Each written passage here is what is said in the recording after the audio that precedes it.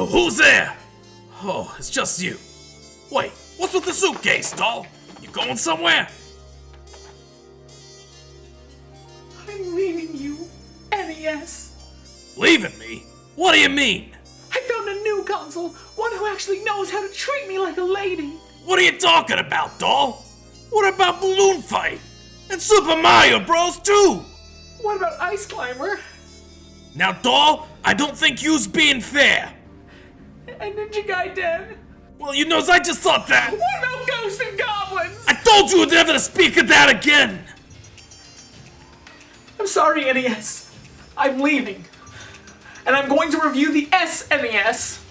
My own brother? Goodbye. You's a harlot, and you's always be one. Oh, you really messed up this time, NES. That dame was the greatest thing that ever happened to yous.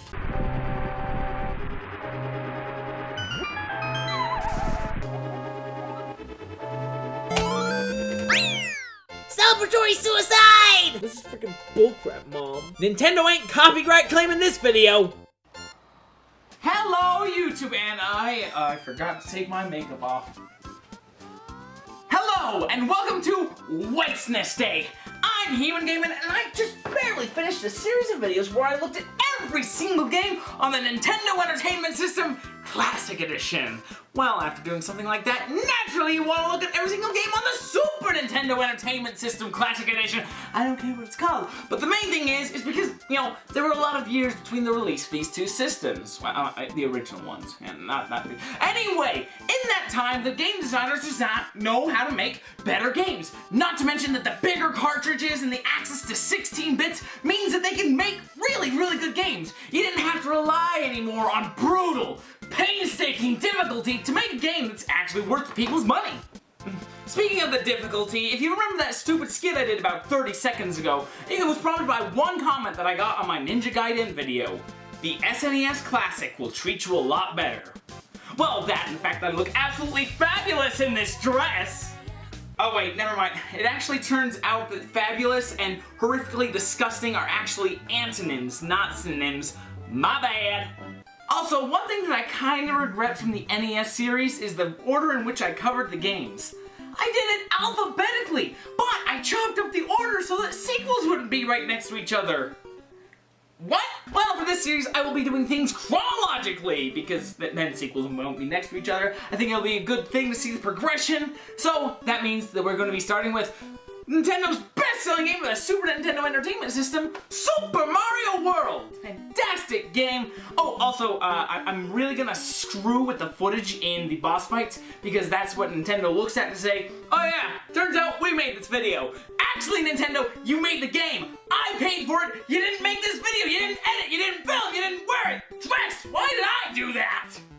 So, honestly, I don't even know how to start this video. I feel that anybody who's played a video game in their life has probably played this game. I mean, I didn't even own the SNES until I was 22, but I still knew the first few levels as if they'd been genetically engineered into my DNA because, you know, every single family member and friend I've had owns an SNES and we've always played this game. So it's a pretty simple story, and now that I'm old enough to read, I'm gonna figure out the story. I'm guessing I didn't know how to read at the age of 22. Okay, so we're on Dinosaur Island. Peach is gone and Bowser's up to his old tricks. Okay, cool. You know what? I probably could have told you that without reading. So first off, we're gonna head to the left so we can go to the Switch Palace, and this is a pretty cool level. Stomping on dinosaurs, getting power-ups, and whoa, that is a big old bullet bill! Okay, so for this I gotta hide in trenches. Or we can jump up here and have it go under us, or if I'm feeling really brave, I'll kill it outright. The levels to the right include levels where you get Yoshi, some water levels, and hopping over chasms. Each one is an excellent teaching tool for people who are starting out playing Mario games, but for me,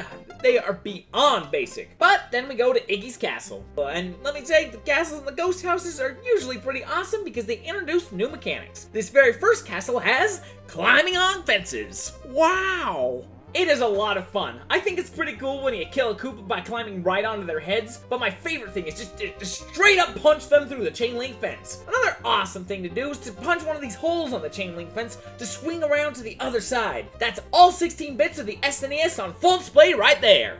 After that, we get the same trope as in Super Mario Bros. 3. I need to straight up murder all of Bowser's children. The first one is Iggy. And even though he got a quick hit on me, I killed him almost instantly. Just look at the speed that I launched that sucker into the lava. And there we go. 1 child incinerated and 6 to go. After that, we head to the Donut Plains, and I feel like I know these levels even better than the opening one. One of them is the slowest auto-scroller in the history of mankind. And then there's the spooky ghost house. And of course there is Donut Plains 1. It was an excellent place to stock up on supplies. You see, there's these flashing Cape Koopas and you can instantly get okay, I disintegrated him. There's these flashing Cape Koopas and you can instantly get a feather cape from them. And there are lots of places to get 1-ups. I personally like this room because it's a fun little mini game. I only got 1 here, but I don't need them nearly as much as 8-year-old Chet needed them. I mean, look at this. I had over 20 extra lives when I got to the Vanilla Dome. And while that was a pretty good place to grab supplies, now that I'm a little older, I know about a top secret area. Okay, but hey, listen, since we're pals, I'm gonna tell you all about the secret, but you've got to keep this a secret. If anyone asks where you got this information, you can't say it was me. Tell them it was like an old Russian lady, then text me real quick, and I'll be able to wrap my bug out bag and lay low for a little while, okay? Keep this secret, don't tell anyone. On Donut Ghost House 1, if you have the cape, you start by going forward enough that you can get yourself the Mega Jump. Then you turn around, sprint, and then leap into the air. This should launch you up to a small little opening. Then you simply sprint through the stage and then grab yourself some extra lives, and if you're really lucky, you might even die while doing this. But if you walk through the door, you'll get an alternate way out of the stage, which leads you to a top secret area with 2 fire flowers, 2 cape wings, and of course, a Yoshi. And you're allowed to enter here as many times as you'd like to stock up on lives and any power-ups of your choice. Speaking of the power-ups, I have 2 things I gotta say. First off, coming off of Super Mario Bros. 3 is a bit disappointing because that game had tons of fun power-ups. This game's got 2 power-ups, the flower and the cape. Super Mario Bros. 3 had the flower, the cape, the super cape, the Tanuki cape, the hammer bro, and my favorite of them all, the frog. So the lack of variety is a bit of a downer. However, with how overpowered the cape is in this, I'm willing to overlook it. So, after playing Super Mario Maker, I have learned one universal truth. A cape plus an open area means that the level is over and I do not need to try. I mean, this level looks pretty fun, right? That's just too bad. The fact that I have an opportunity to cheese it means that I have to try, and I'd beat it in no time, which leads me to Morton's Castle. And look at these cute little thwomps. After I get past them, it's a vertical path to the boss, Morton, who walks in the walls. All I need to do is jump on his head twice, and he is dead. Now I get to enter the Vanilla Dome, and this is probably the funnest group of levels. They're challenging enough that I can't turn my brain off and win, but it's still easy enough to get through without a huge hassle. I really like the enemy on this level. I mean, his attack pattern is fine, and it's pretty fun to avoid, but his name, look at it, it's Blarg! But the ghost house was pretty tricky. However, in its defense, it is a ghost house. They're supposed to be tricky. And then we get to Lemmy's Castle, and it was pretty awesome. The first part is about avoiding some pesky Kameks and their magic, and the second part is about jumping over some time-sensitive platforms, which involves some potential crushing and some potential drowning in lava. The fight was also pretty fun. It's kind of like whack-a-mole. Every few seconds, Lemmy and 2 fake Lemmys will pop up. During that time, you need to determine which one is the real one and then stomp his head. After the 3rd hit, you throw his body into the boiling lava below. Mario, you just killed a kid. How do you feel? Peace? What? As in now we gotta get a tombstone that says Lemmy, rest in peace? After that castle was 2 levels. One that I completely flew over, and another one that was under 5 minutes long. Seriously? 2 levels before I kill another one of Bowser's children? Fine, let's stomp out Ludwig's musical career! Okay, but to do that, I need to go through this castle. Okay, so the ceiling is coming down, and that's fine. It probably won't go past the part where I entered. It was at this moment Chet knew he screwed up. Oh no, no!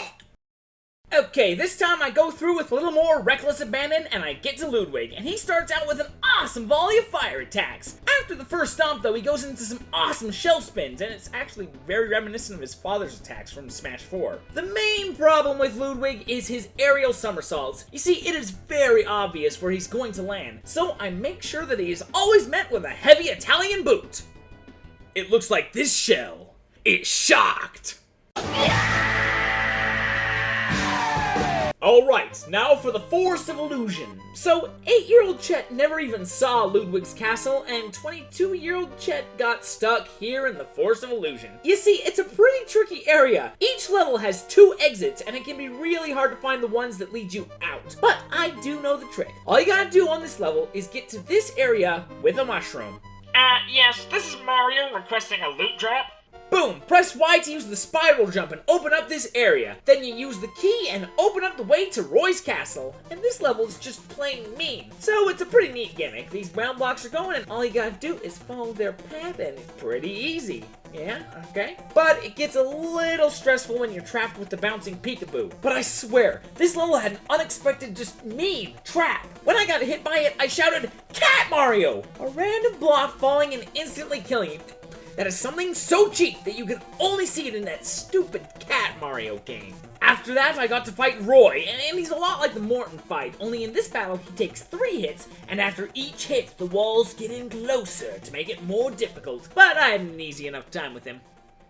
After that were the Chocolate Island levels. They were alright, and there was some stuff that I thought was really neat, but Wendy's castle and the mid-level castle beforehand sucked. I started with 23 lives before that, and I ended with 1. Most of them were from this level with the freaking swamps. Like, look at this garbage. How is that remotely fair? And the freaking succubus Wendy siphoned off a fair amount of lives too with her buzzsaws and ceiling punji spikes. Her boss fight was pretty easy, though. It was like Lemmy. She pops up and I avoid her fireballs until I can send her screeching into the molten magma. After Wendy's castle was the final stretch, and it actually got a little easier from here on out. Like, I love the ghost ship level. Slow and steady wins the race, and there are actually, like, a lot of opportunities to gain lives here. And Bowser's Cavern wasn't too bad either. All it takes is a little bit of patience to beat these levels, like this level. It was not hard, but man, it makes that first auto-scrolling levels I was complaining about look like a speed run. Go to the next safe area.